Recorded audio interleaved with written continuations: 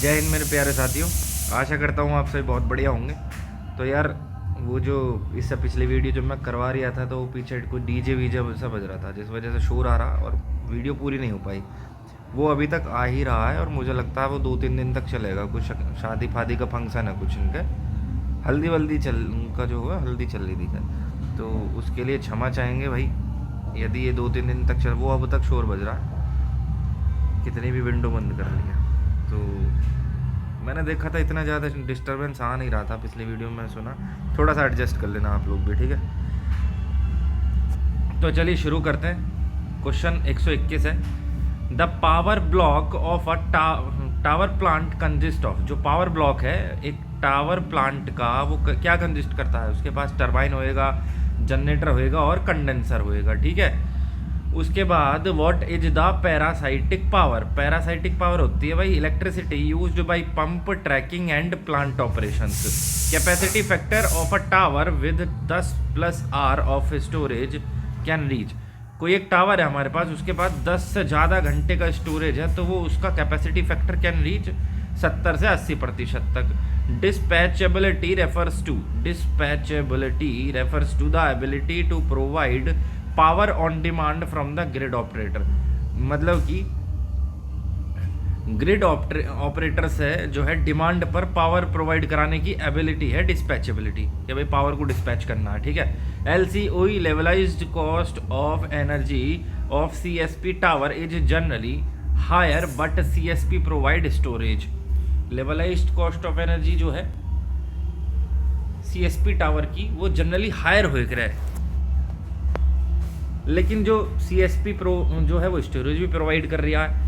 आगे देखो, ancillary services provided by CSP include. जो एनसिलरी सर्विसेज हो रहे हैं जो कि CSP द्वारा प्रोवाइड करी जा रही हैं, वो क्या इंक्लूड करे हैं? उसमें frequency regulation and spinning reserve, ये दोनों हो रहे हैं। फ्रीक्वेंसी रेगुलेशन हो गया, स्पिनिंग रिजर्व हो गया। स्पिनिंग रिजर्व का मतलब है कि वो रिजर्व कैपेसिटी जो कि वैसे ऑनलाइन नहीं है, लेकिन वो स्टार्ट है, जैसी कुछ ज़रूरत पड़ेगी हमें तो वो ऑनलाइन आ जाएगी, ठीक है।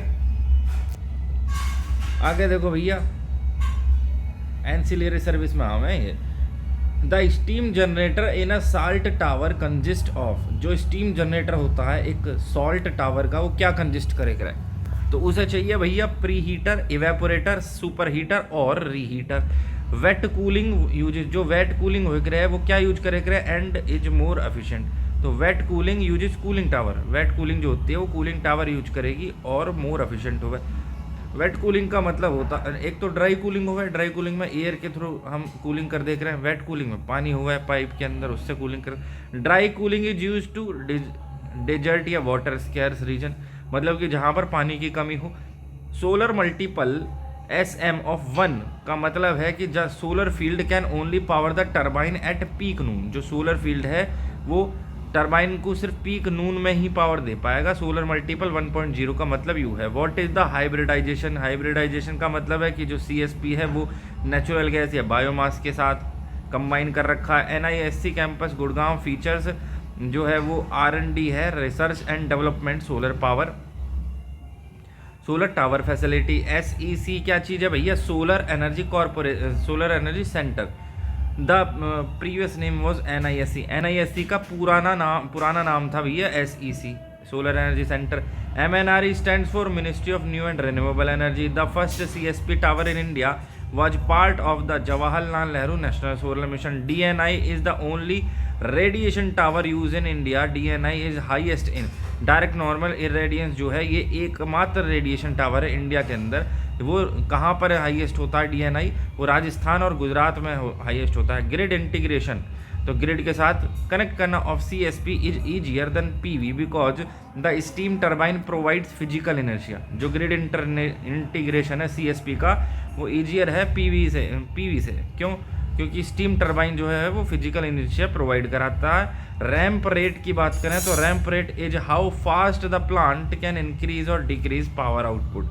रैम्प रेट का मतलब है कि कोई हमारा प्लांट है वो कितनी तेज़ी से इंक्रीज या डिक्रीज कर रहा है पावर आउटपुट को।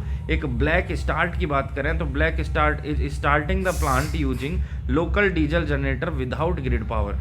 ब्लैक स्टार्ट क्या है, जो प्लांट है उसको स्टार्ट करना लोकल डीजल जनरेटर की पावर से use without grid power. Synchronise मतलब ब्लैक स्टार्ट ये हो गया कि ग्रिड से कनेक्ट नहीं है, हमें जो प्लांट है उसको स्टार्ट कर रहे हैं वो डीजल का इस्तेमाल कर लिया, ग्रिड से तो मतलब ही खत्म हो गया। Synchronise generator is CSP plant help in maintaining grid frequency. The solar field controller manage the positioning of all heliostat. जो सोलर फील्ड कंट्रोलर हो रहा है वो मैनेज करेगा सभी हेलियोस्टेट की पोजिशन को। End of life for a CSP plant involves mirror recycling and salt disposal reuse as fertiliser. End of life का मतलब है भैया CSP प्लांट में कि मिरर जो है उनको रिसाइकिल करना और जो सॉल्ट है उसको डिस्पोजल या रीयूज करना फर्टिलाइजर में। Operational life of a tower plant is typically 25 से 30 साल। Pay back period for large CSP influenced by tariff rates and PPA terms. जो पे बैक पीरियड है बड़े CSP के अंदर वो इन्फ्लुएंस्ड होता है tariff rates and PPA terms से। Which is a point focus technology solar tower and distilling. Aperture flux is higher in which technology. Centre जो अपर्चर फ्लक्स है वो हायर होगा किस में, सेंटर रिसीवर में हाईएस्ट होगा वो। Geometry efficiency accounts for cosine loss and shading blocking.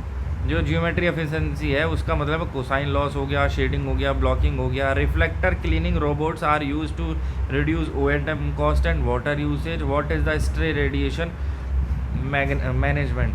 तो स्ट्रे रेडिएशन मैनेजमेंट है भैया using heat shields to protect non receiver component. Heat shield का यूज करना जो नॉन रिसीवर कंपोनेंट है उनके प्रोटेक्शन के लिए। Centre receivers are most cost effective at utility scale typically greater than 550 megawatt. जो सेंटर रिसीवर है वो मोस्ट कॉस्ट इफेक्टिव है जो कि बड़े 50 मेगावाट से ऊपर के लिए यूटिलिटी स्केल में। ठीक है।